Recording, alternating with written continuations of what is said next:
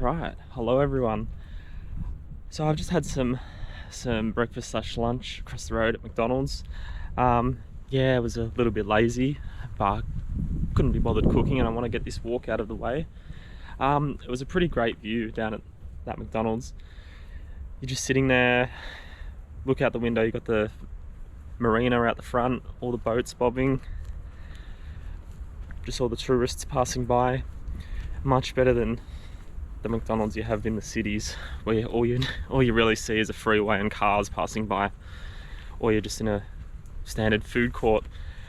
So it's a really nice place. Even the McDonald's, you can't knock that. And for a fast food chain, you know, they chose a good spot for it in Lakes Entrance. So anyway, I was just reading the information board about this walk. It's a 5-kilometer walk, 2-hour return walk. It did say on the board, leave an extra hour or add an extra hour to your trip to look out the historical precinct that they have along here.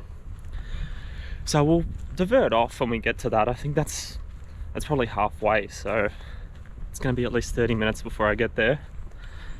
But I'm just gonna time this walk. I've got my stopwatch on.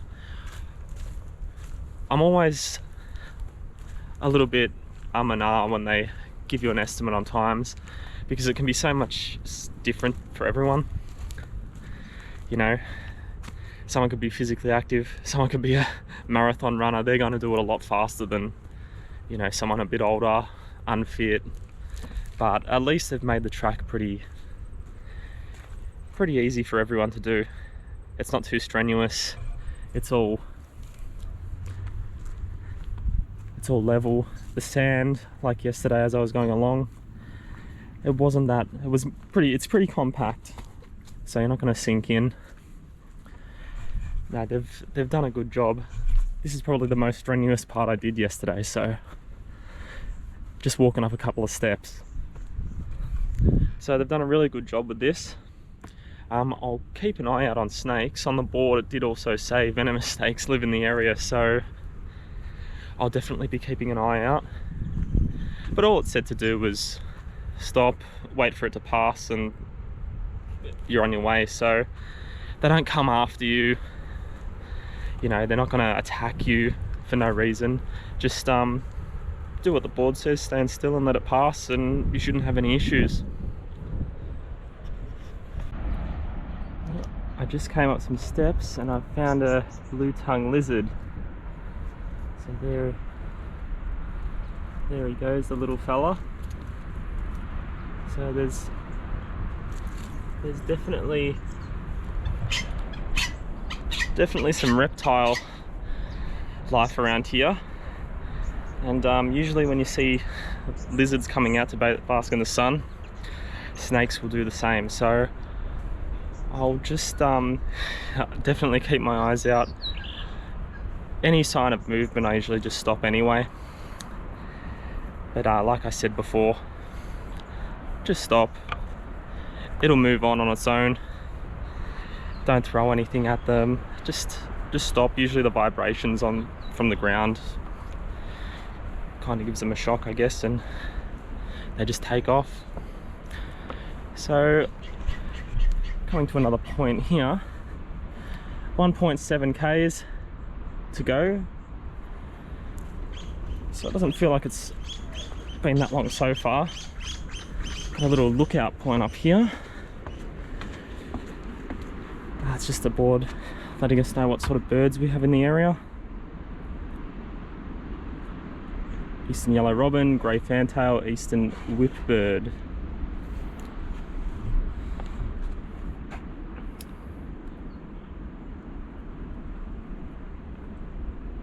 Nice little lookout point for the bay over there.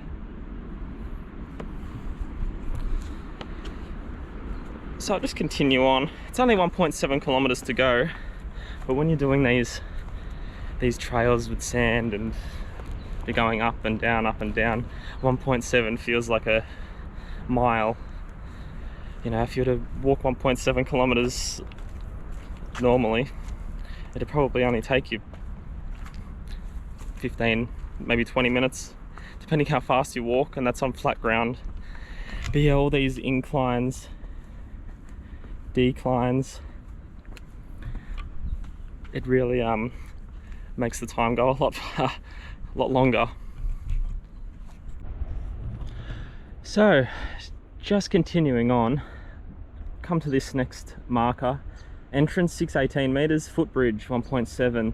So there's still a little bit of a way to go, and I've been walking for almost 30 minutes.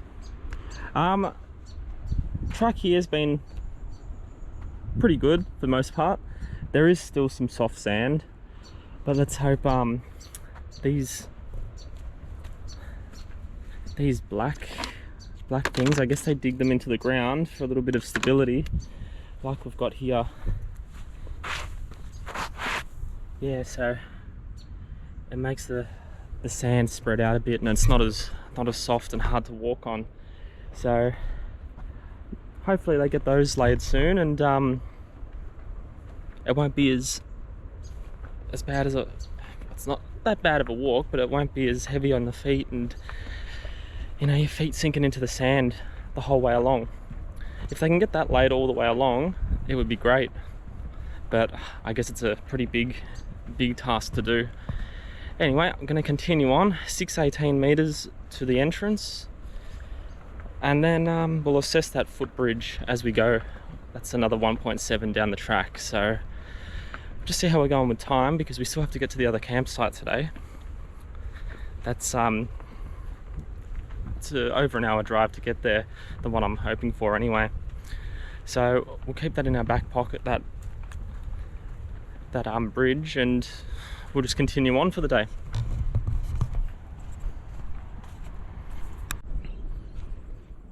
Okay, so that historical precinct that I was talking about, must be a little bit past halfway, because we're only 270 meters from the entrance, and I've just come to this board here. So historical cottages, 50 meters on my right. Lady Harriet's barge, 90 meters to my left. I've got some lookouts as well on the way to the entrance. So we'll just walk down and have a quick look at these historical cottages. These must be maintained by the local council or community group. I'm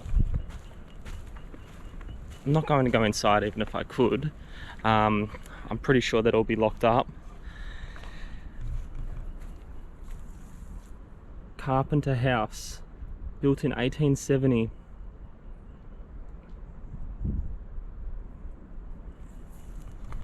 Yeah, so it's in 1934 the license was transferred to the Muriel Gilder and is still in the permissive occupancy of the Gilder family today. So somebody actually owns this place.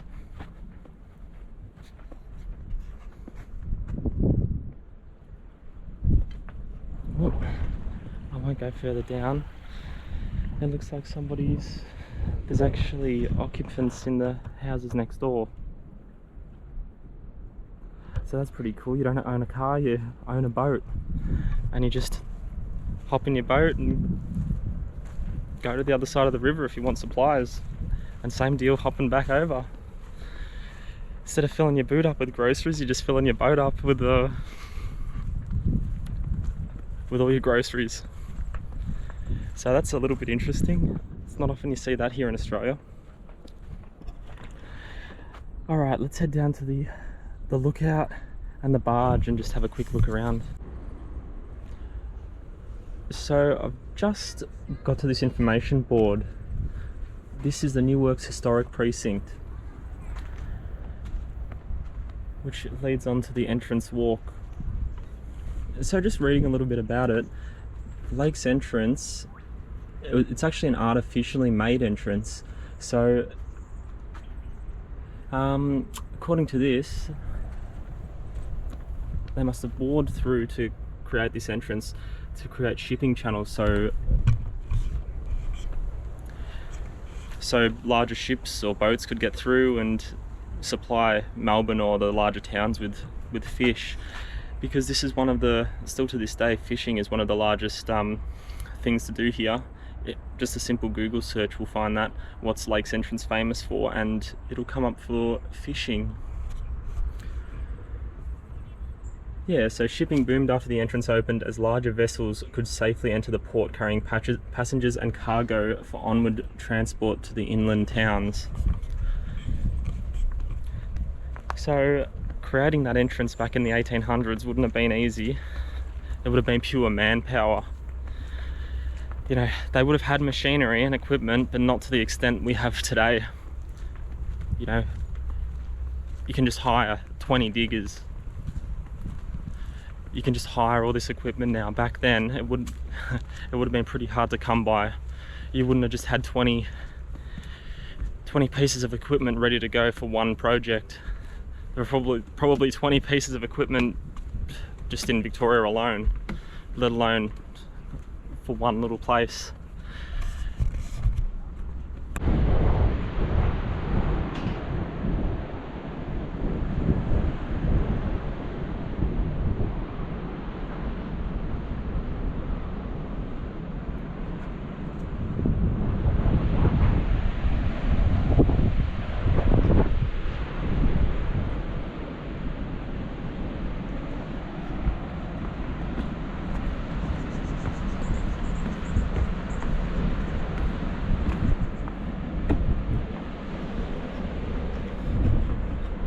This part's pretty steep, so just hold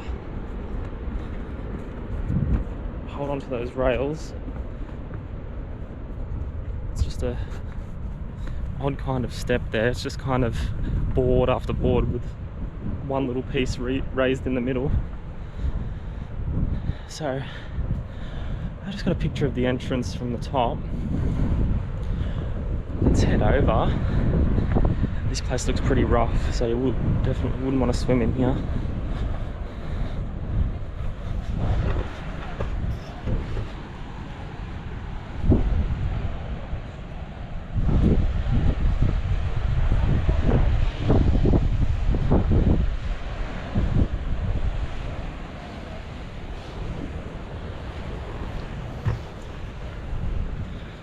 Got some workers behind me.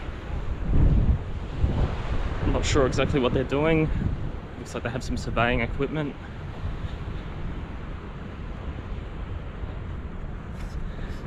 Alright, so we're back to the soft sand, walking out to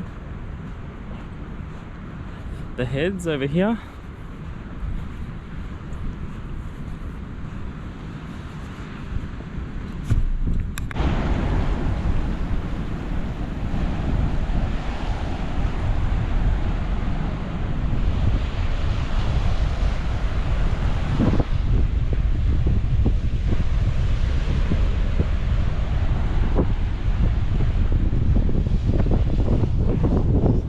So there's plenty of warning signs down here. Don't go down onto the rocks, hop on the rocks.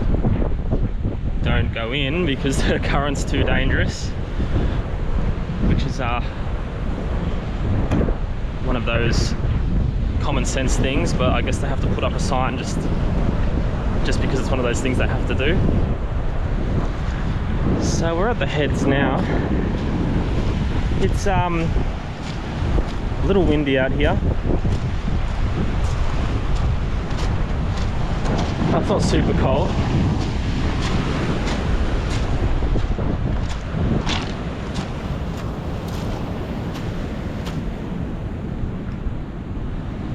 The beach is similar to yesterday. It's unforgiving. I'm not going down there again. I'm not getting my shoes wet again. But it's a really nice lookout point, this. We've got some more information over here. Just about some local wildlife. Fur seals. They must be, well, I can't see any at the moment, but they must be local around here.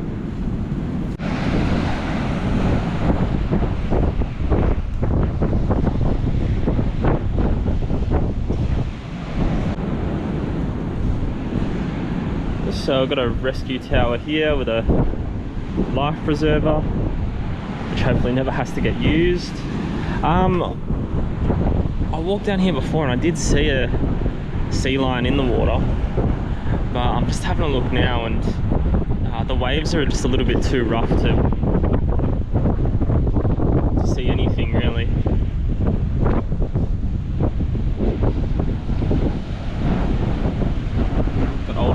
here, our bird friend. Probably looking for a fish.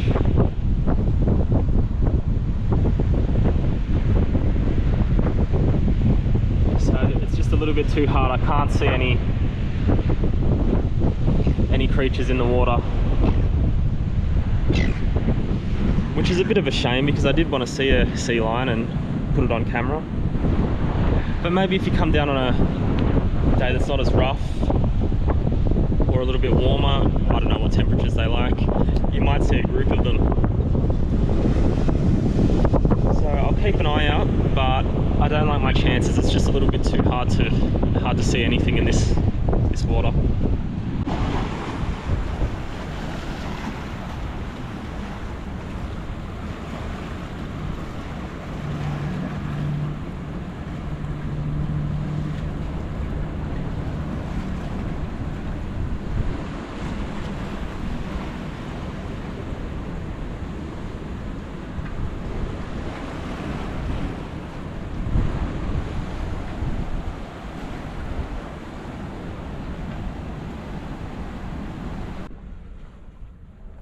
So just a final little recap on Lakes Entrance.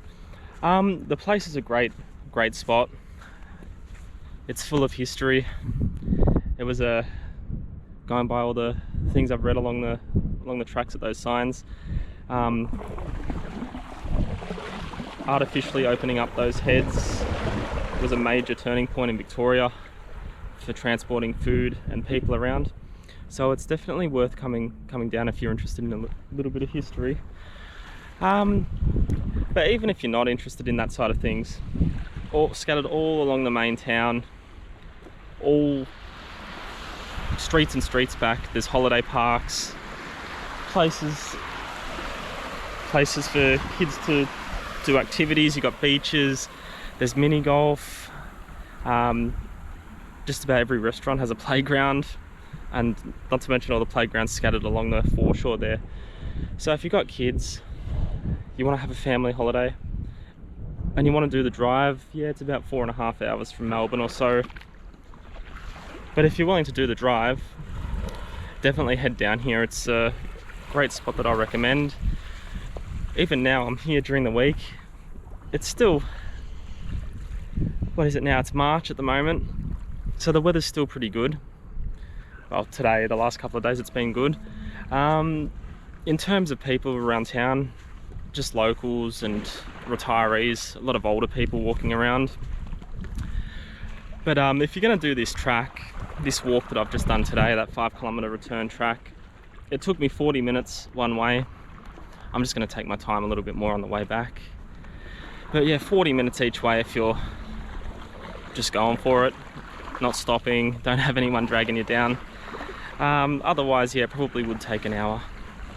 But I passed quite a few, older people along the way, and they seem to be doing fine. So it's not too strenuous, and if you got the time, you're down here for a weekend, just set aside 2 hours and definitely come down and check out the heads. Anyway, we're going to head off to the next campsite now. I really want to get there, and hopefully the ground's a little bit better than last night. I don't want to have to turn around and look for another place. Alright, I'll see you guys next video.